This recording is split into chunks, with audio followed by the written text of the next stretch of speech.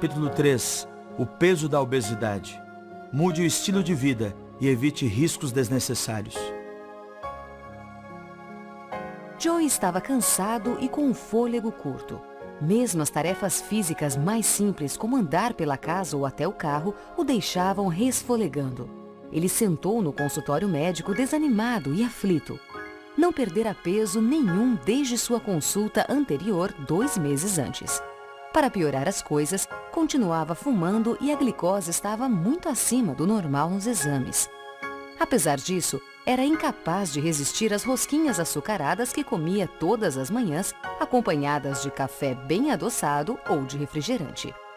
Em decorrência do diabetes tipo 2, do fumo, da obesidade e do estilo de vida extremamente sedentário, Joey tivera o primeiro ataque cardíaco 2 anos antes, aos 35 anos. Foi intenso, deixando-o com uma grande cicatriz no músculo cardíaco e com uma falha no coração. Um pouco envergonhado, Joey expressou com nervosismo sua preocupação para o médico. "Bem, doutor, eu sabia que o senhor não ficaria feliz com minha falta de progresso em perder peso e porque ainda fumo, mas, se quer saber, não estou tragando. Desculpe, doutor, não queria desapontá-lo." O médico, gentilmente, o incentivou a continuar tentando e o lembrou do dano que o ataque cardíaco havia causado à capacidade de bombeamento do coração, do diabetes descontrolado, do consumo contínuo de cigarros e do excesso de peso. Disse também que se Joe não fizesse mudanças drásticas, iria morrer jovem. A resposta dele chama a atenção. "E o transplante de coração? Já ouvi falar sobre isso. Será que posso receber um coração novo?" "Gostaria que fosse simples assim", respondeu o médico. "Não há tantos doadores e é necessário tomar muita medicação ao longo dos anos seguintes.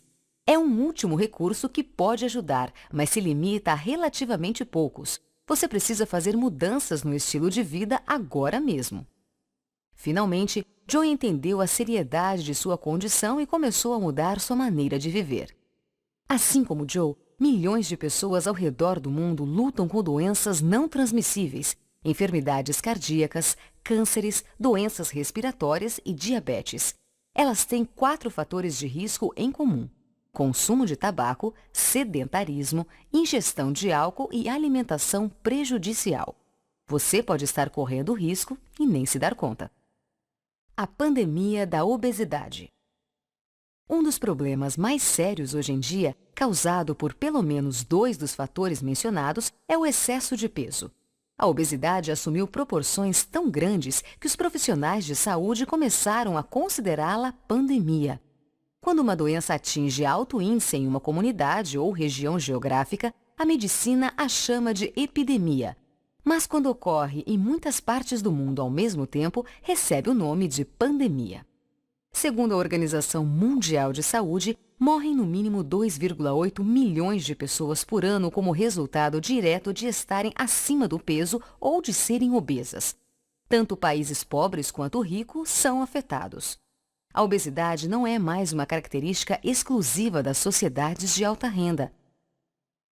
Você pode calcular o índice de sobrepeso ou obesidade definido como acúmulo excessivo ou anormal de gordura que pode prejudicar a saúde, descobrindo seu índice de massa corporal, IMC. Para fazer a conta, divida seu peso em quilos pelo quadrado da sua altura em metros. Se o seu IMC for maior ou igual a 25, você está acima do peso. Se for maior ou igual a 30, está obeso. Em ambos os casos, é bom começar um programa de mudanças de estilo de vida. Por exemplo, se você pesa 60 quilos e tem 1,70 m de altura, seu IMC será IMC igual 60 dividido por 1,70 vezes 1,70, que é igual 20,8. Você está dentro da categoria normal. Se não quer ter o trabalho de fazer as contas, procure uma calculadora de IMC na internet. Há muitas disponíveis. Ouça a classificação do IMC. IMC menor que 18,5, abaixo do peso. IMC de 18,5 a 24,9, peso normal. IMC maior ou igual a 25, sobrepeso. IMC de 25 a 29,9, pré-obesidade. IMC maior ou igual a 30, obesidade. IMC de 30 a 34,9, obesidade grau 1. IMC de 35 a 39,9, obesidade grau 2. IMC maior ou igual a 40, obesidade grau 3. O que seu IMC diz? Você corre risco? Está acima do peso? Sua pressão arterial é normal? Você ingere grandes porções de comida gordurosa, rica em calorias, refinada e processada? Sua alimentação provém principalmente de estabelecimentos de fast food? Se esse for o caso, você certamente terá problemas de saúde ou talvez já tenha. A mídia anuncia muitos planos milagrosos de perda de peso. Mas o melhor e mais seguro é a mudança radical do estilo de vida, como este audiolivro propõe. Obesidade mais diabetes igual diabesidade. Vários problemas de saúde resultam da obesidade, inclusive risco maior de doenças cardíacas, pressão arterial alta e alguns tipos de câncer. No entanto, um dos problemas mais comuns é o diabetes, no qual nos concentraremos aqui. Quase 350 milhões de pessoas no mundo têm diabetes, o equivalente a aproximadamente 1 em cada 20 habitantes do planeta. Dentre os países com a maior probabilidade de aumento de diabetes até 2030 estão a China, a Índia e os Estados Unidos. Eles saem na frente de muitos outros, tanto ricos quanto pobres. A obesidade, definida como a condição da pessoa que pesa 20% ou mais do que o peso normal para sua altura, é o principal fator de risco para desenvolver diabetes do tipo 2. Até 80% dos indivíduos com diabetes tipo 2 são obesos. As duas condições, diabetes e obesidade, estão de tal modo ligadas que muitos especialistas em saúde se referem a elas como uma só doença, que apelidaram de diabesidade. O índice de diabetes aumentou drasticamente na população em geral nos últimos anos, assim como a incidência de obesidade, o principal fator de risco para o diabetes. Estima-se que 3,4 milhões de pessoas morram todos os anos ao redor do mundo por complicações relacionadas ao diabetes. A Organização Mundial de Saúde projeta que o diabetes será a 7ª causa de morte até o ano 2030. Se o diabetes é um inimigo tão mortal, então é importante saber como vencê-lo. O que é diabetes? Um complexo sistema de vasos sanguíneos percorre nosso corpo. São como canos que variam desde aproximados 2,5 centímetros até 0,0005 centímetro, tão finos que têm espaço para apenas uma célula vermelha do sangue passar de cada vez. O sangue transporta todos os nutrientes necessários para que cada célula de nosso corpo desempenhe suas funções corretas. A fonte de energia das células é uma forma simples de açúcar chamada glicose. Glicose, ou açúcar demais, pode prejudicar as células. Por isso, o corpo tem um modo extraordinário de regular a quantidade de açúcar no sangue. Ele o faz por meio da insulina, substância produzida pelas células do pâncreas. O diabetes é uma doença crônica na qual a quantidade de açúcar transportada pelo sangue não é regulada como deveria. Ou o corpo não produz insulina normalmente, diabetes tipo 1, também conhecida como T1DM, ou desenvolve resistência à insulina, significando que o açúcar não é controlado de maneira eficaz, conhecida como diabetes tipo 2 ou T2DM. Um terceiro tipo de diabetes pode se desenvolver em gestantes que não tinham a doença antes. Ocorre com maior frequência a partir dos 3 meses de gravidez. A obesidade na gestação é o principal fator de risco para a obesidade na infância. Ela também aumenta o potencial para pressão alta e outras complicações graves durante a gravidez. Os bebês de mães obesas têm maior probabilidade de nascer com defeitos congênitos e problemas no coração. A diabesidade durante a gestação pode causar complicações significativas tanto para a mãe quanto para a criança. O elevado índice de glicose materno danifica o delicado funcionamento das células do bebê, levando à morte celular e a um maior índice de anormalidades na criança. As pessoas que têm diabetes costumam reclamar de urinar em volume muito grande. O alto índice de açúcar no sangue passa para a urina. A grande quantidade de fluidos e de açúcar perdida pela urina estimula o mecanismo da sede, levando a pessoa a tomar muita água para compensar. Isso pode levar à perda de peso corporal, resultando, a longo prazo, em dano aos nervos e vasos sanguíneos, o que, por sua vez, pode provocar ataque cardíaco, derrame e falha renal. A destruição de vasos sanguíneos negligenciados pode ocasionar gangrena nos membros. Prevenção e controle do diabetes. O controle cuidadoso do nível de açúcar no sangue previne os efeitos negativos da diabesidade e melhora a gestação, mas não é tão fácil de conseguir. Uma alimentação pobre em carboidratos refinados e gordura saturada, combinada com exercícios moderados, tem potencial para melhorar a saúde da mãe e do bebê, uma vez que essas mudanças no estilo de vida ajudam a controlar o peso durante a gravidez. Para as mulheres com obesidade mórbida ou excessiva que fazem planos de engravidar, as intervenções cirúrgicas podem ser alternativas úteis à alimentação e ao exercício, a fim de controlar o peso e evitar o desencadeamento do diabetes ou ajudar a revertê-lo. Por meio de um monitoramento rigoroso e da adesão radical a um plano de vida saudável, é possível evitar a diabesidade e suas complicações. Os diabéticos devem controlar com cuidado o nível de açúcar no sangue e, às vezes, podem precisar de injeções de insulina, mais comum no diabetes tipo 1. Alguns pacientes com diabetes tipo 2 precisam de tabletes para baixar o açúcar, mas o esteio do tratamento é uma alimentação baseada em plantas, rica em frutas frescas, verduras e castanhas, pobre em carboidratos refinados e gorduras saturadas. As mudanças no estilo de vida, como exercícios e perda de peso, podem evitar ou atrasar o desencadeamento do diabetes tipo 2. A Associação Americana de Diabetes considerou o valor de uma alimentação baseada em plantas e fez a seguinte observação. Abre aspas. A dieta vegetariana é uma opção saudável, mesmo para quem tem diabetes. As pesquisas indicam que esse tipo de alimentação pode ajudar a evitar e controlar o diabetes.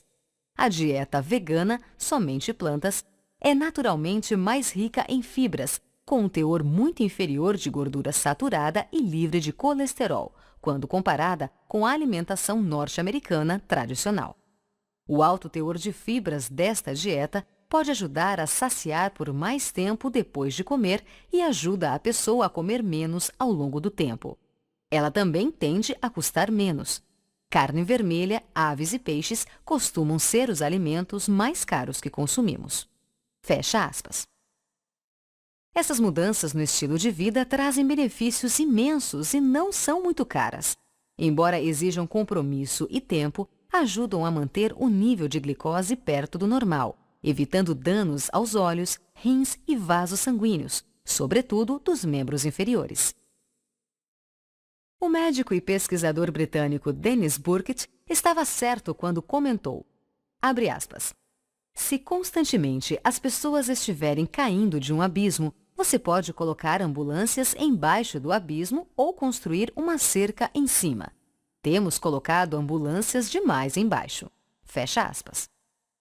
Muitas pessoas dizem basicamente o seguinte: doutor, deixe-me viver como eu quero, comer o que quero, fumar e beber o quanto quero, e depois me dê uma pílula mágica para ficar bem. Contudo, há uma maneira muito melhor do que descumprir as leis da saúde e ficar na expectativa de que tudo continue bem. Em vez disso, podemos construir cercas para proteger a nós e nossos filhos de doenças prematuras e morte. Podemos fazer isso por meio de uma alimentação natural, exercícios regulares, descanso adequado, consumo de bastante água, relacionamentos saudáveis e fé em um Deus que se importa de verdade conosco. temos um desafio enorme e também uma grande oportunidade. É melhor prevenir do que chamar uma ambulância. A prevenção não é simplesmente melhor do que a cura, é a cura em si. Nós, adultos, temos o privilégio de ser modelos de comportamento saudável para nossos filhos, protegendo-os da assoladora pandemia. Ao mesmo tempo, nossa saúde será beneficiada. Precisamos ser fisicamente ativos e incentivar nossos filhos a se exercitarem também. Precisamos arquitetar de maneira responsável as escolhas deles, provendo as opções alimentares mais saudáveis como prioridades no orçamento. Isso se aplica, em especial, às grávidas, que moldam as escolhas dos filhos e sua saúde futura, ou mesmo a falta dela. A Bíblia tem ótimos conselhos e incentivos para orientar nossos filhos, bem como nossas decisões na área de saúde e no comportamento geral. Salomão disse o que está registrado em Provérbios 22:6. Instrua a criança segundo os objetivos que você tem para ela, e mesmo com o passar dos anos, não se desviará deles. Vemos a importância da repetição das instruções e do exemplo bem descritos no seguinte conselho acerca da lei e das orientações divinas. Abre aspas. Que todas estas palavras que hoje lhe ordeno estejam em seu coração. Ensine-as com persistência a seus filhos. Converse sobre elas quando estiver sentado em casa, quando estiver andando pelo caminho, quando se deitar e quando se levantar. Fecha aspas. Em nosso papel de pais, necessitamos investir tempo, amor, exemplo e perseverança desde a concepção do bebê até ele se tornar independente do cuidado paterno. As Escrituras nos lembram de que fomos feitos de modo especial e admirável. Portanto, nossa resposta de louvor e gratidão deve ser honrar o Criador em todas as coisas. Assim, quer vocês comam, bebam ou façam qualquer outra coisa, façam tudo para a glória de Deus. Ele é fiel em nos ajudar a guiar nossas decisões e escolhas, desde as porções de comida e os alimentos mais apropriados, até os exercícios e o descanso.